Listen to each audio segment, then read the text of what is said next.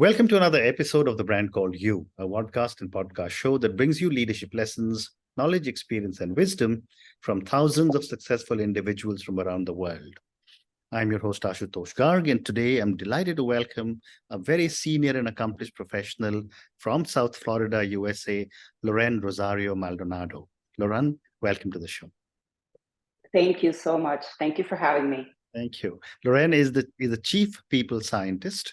She's a leading expert in human resources, leadership coaching, change management, and cultural intelligence. And she's an author, and all of you know I'm always very partial to authors. She's an author of a book titled Becoming the Change, The Power of Cultural Intelligence.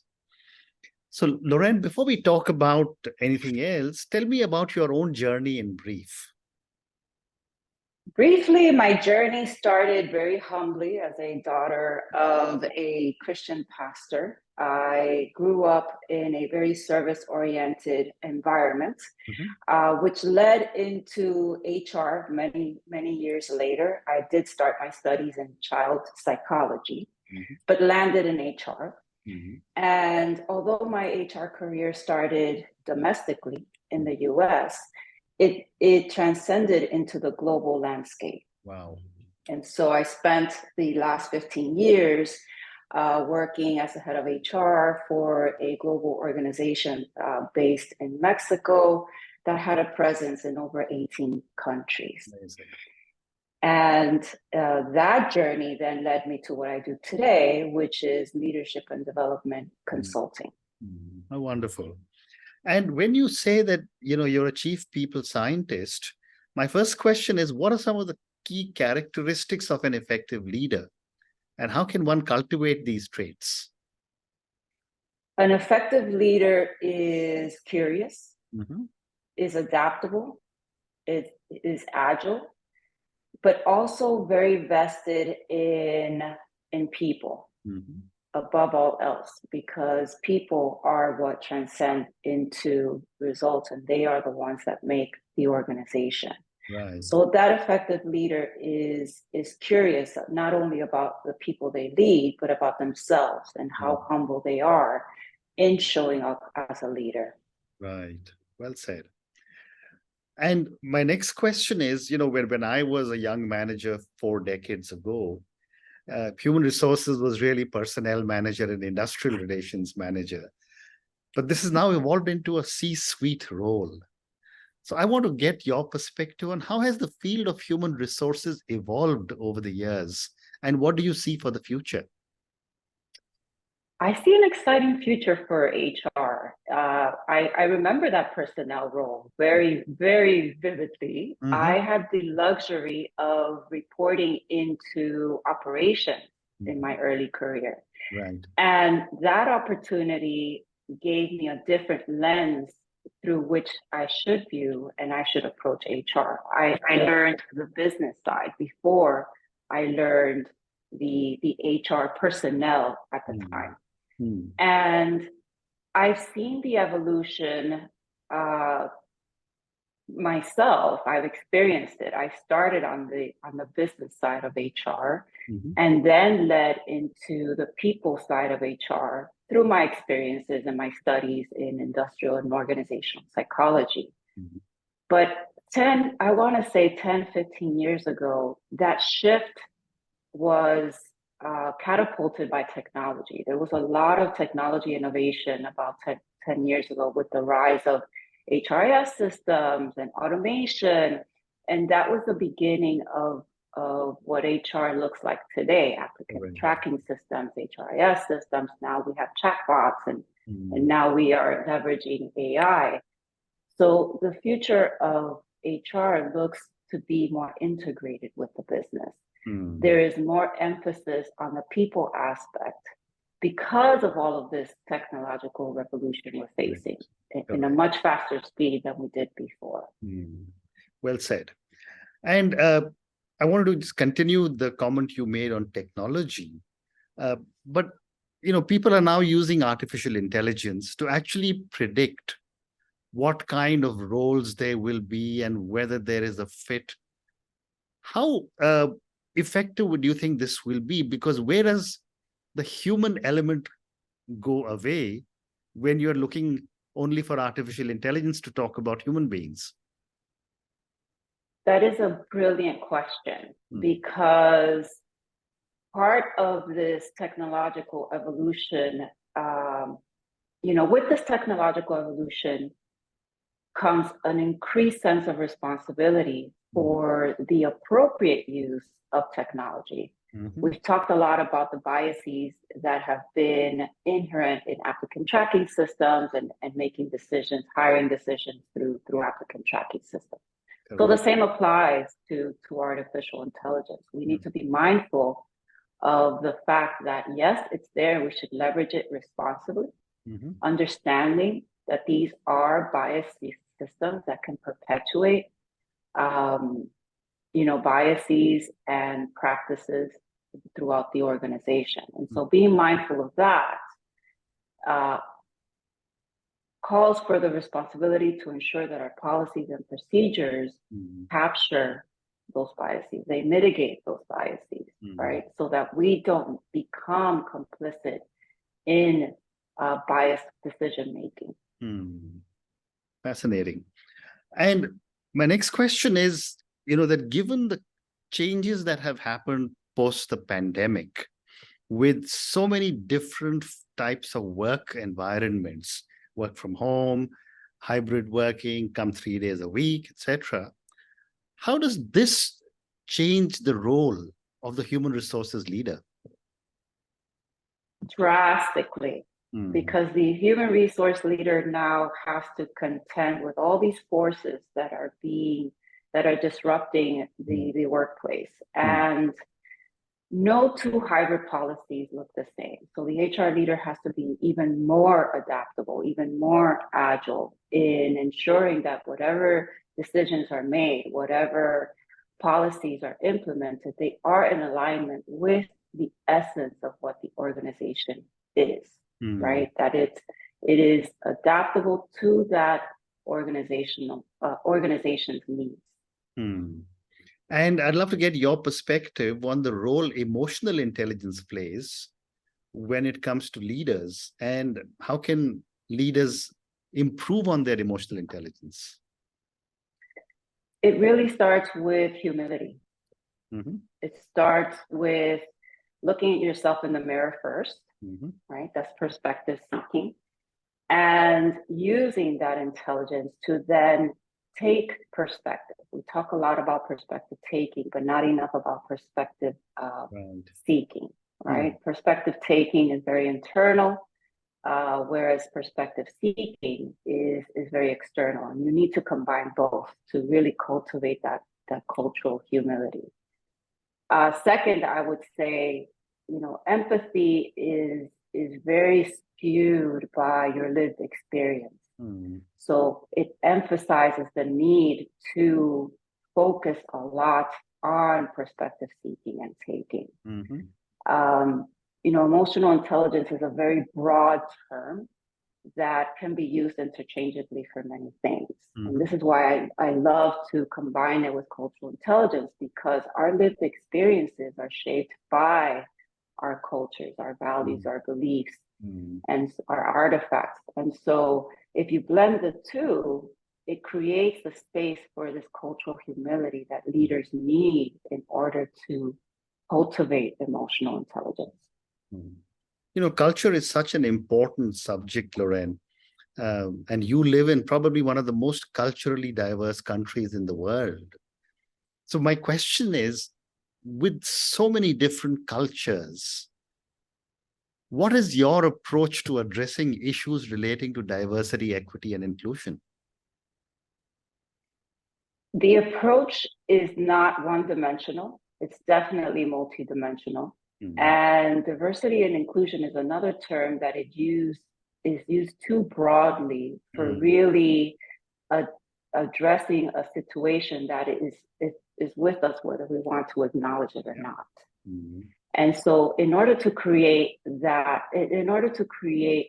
understanding, which is the essence of what diversity, equity, and inclusion is, combined with different practices, you have to first create a neutral language, a neutral space where this understanding takes place. And my approach is exactly that, is creating a space where you cultivate understanding before you can even get to awareness. And that can only be done through transparency and inclusion of all parties. It does not send a message that it's either or, it's both, it's and. And so diversity and inclusion is a very broad topic that encompasses all those different dynamics. Great response. And a follow-up question, Loren, for you is, and I've sat on several boards where when a leader was asked, where does accountability lie for diversity and inclusion? The response was, well, the board has approved it. Now the HR leader has to take the lead. What are your perspectives? It is a very common perspective. I hear that so many times. Correct. And it starts from personnel. Every single policy that comes out, whether it's tactical or strategic, somehow veers towards the HR crew to take it on. And that's very aligned with the values of the organization, the accountability, right? We have a great responsibility to create inclusive workplaces across the globe. What that looks like differs from company to company. But I want to say the accountability, the responsibility starts with leadership, right? It starts with those who steer the ship forward. Now that accountability then shifts to the rest of the organization in different ways, because they are your feedback loop. They are the ones that are manning the ship, right? Or reviewing the ship. And they are the ones that are working in tandem with the leaders in order to make sure that the ship does not sink. So everyone is important in this game. But the one steering is the captain of the ship, is the leader, is the leadership organization. And so, HR has always had to contend with this and has always had the responsibility of crafting a narrative where the board, the CEO, the C-suite really understands the partnership that exists between the two, that it's a shared responsibility. It's not you or me, it's we. Right. And we are the ones that steer this ahead. Great response. Thank you. So, Loren, now let's talk about your book, Becoming the Change, The Power of Cultural Intelligence. I'm going to ask all our viewers and listeners to go and check Loren's book. I will do the same. So let me ask you the first question. Tell me about your book and your hypothesis when you wrote it. My book, I'm happy to say, comes out this November. Okay. Everyone can learn more at lorenrosario.com. There's more information there. And my hypothesis was simple yet complex. We view culture as one-dimensional. It is not. And our dimensions shape our identity and how we perceive the world, how we show up in the world. And so my book is about my experience with cultural intelligence as well as others, and how powerful it can be once you view it as a multidimensional approach. Our perspective, there's so many different aspects of our identity.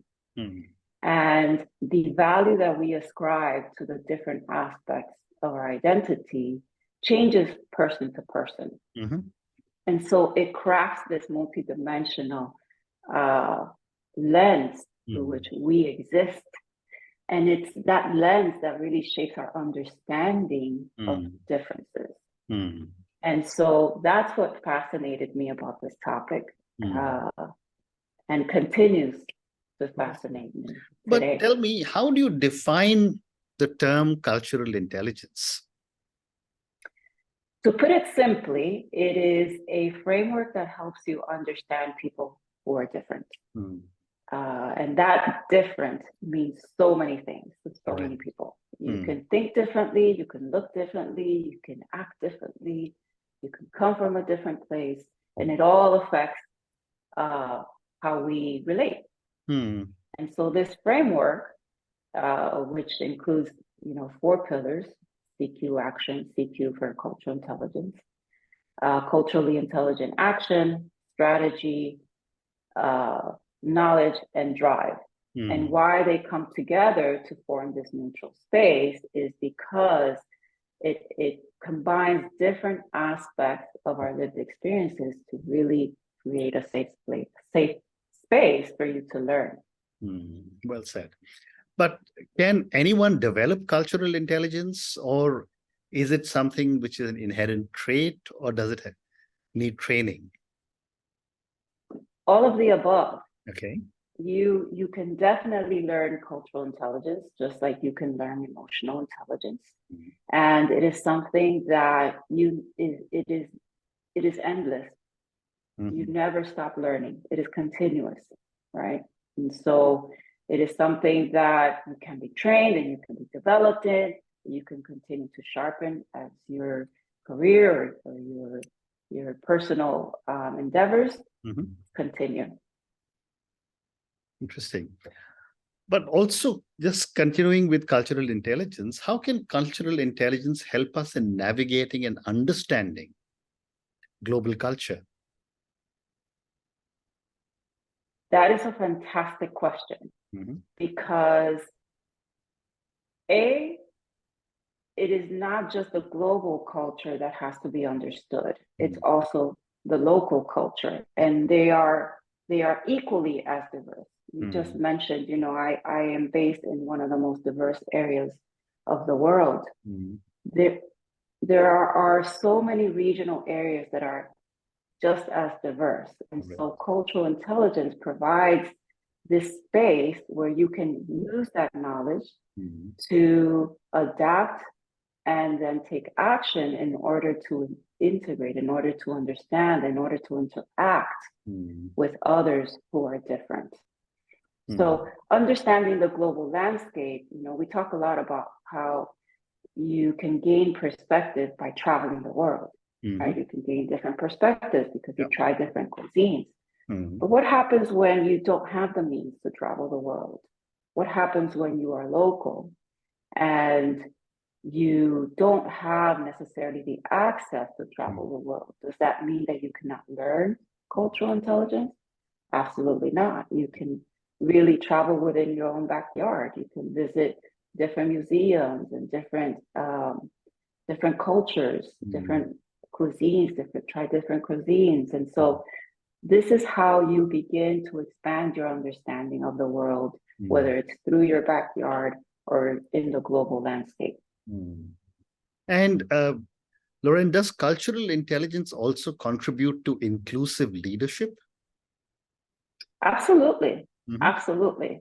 Inclusive leadership encompasses so many different theories, and cultural intelligence helps a leader understand different cultures, different dimensions of diversity that they would not have otherwise understood without this framework. And why do I say that? It's because no two pillars work without the other. You can have the knowledge about a certain culture, but if you don't have the skills in order to integrate that knowledge through action and through your behaviors, through your verbal expression, then you cannot necessarily act inclusively towards that different person, right?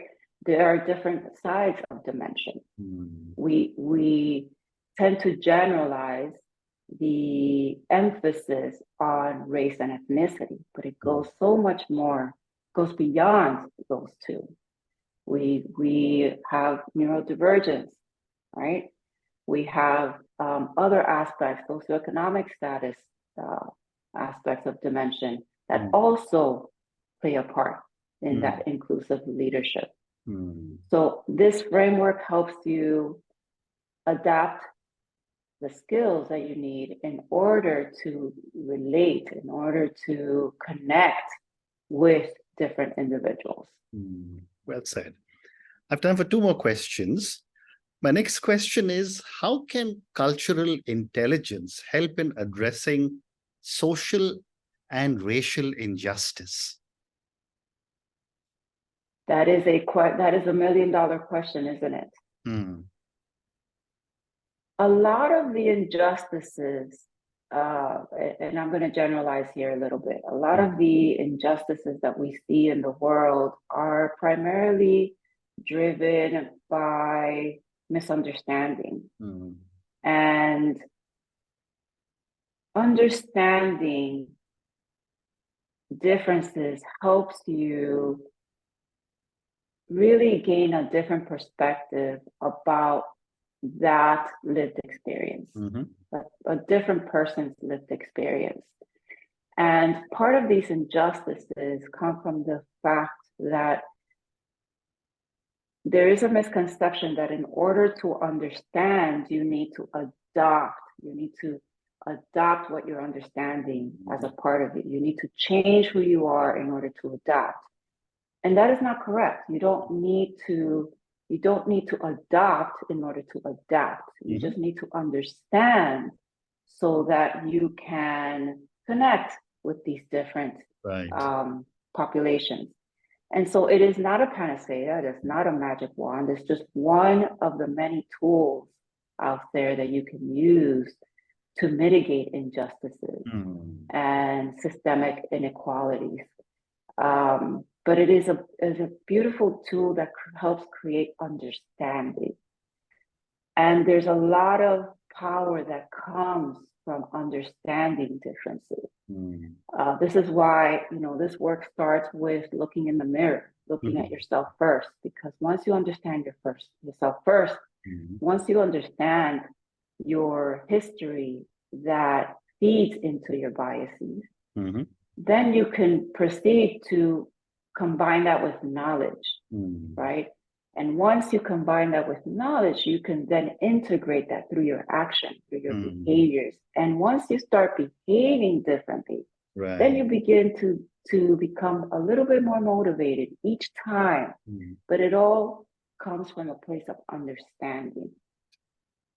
What a great response. Thank you. And my last question to Loren, and this is for the thousands of people who will listen to our conversation.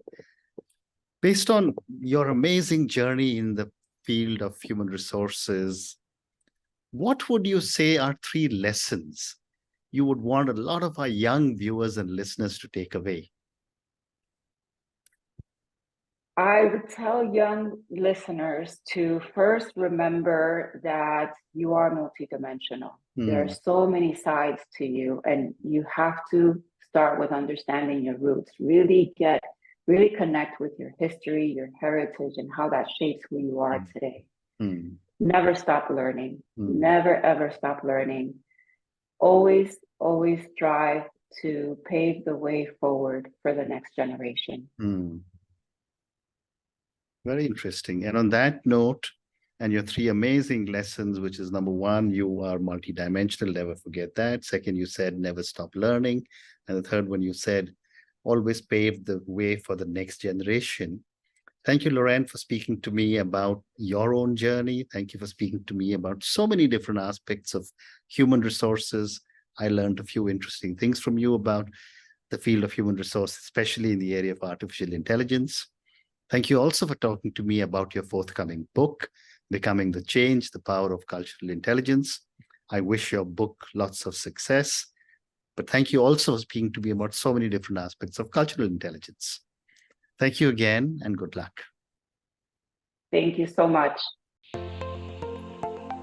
Thank you for listening to the Brand Called You videocast and podcast, a platform that brings you knowledge, experience, and wisdom of hundreds of successful individuals from around the world. Do visit our website, www.tbcy.in, to watch and listen to the stories of many more individuals. You can also follow us on YouTube, Facebook, Instagram, and Twitter. Just search for the Brand Called You.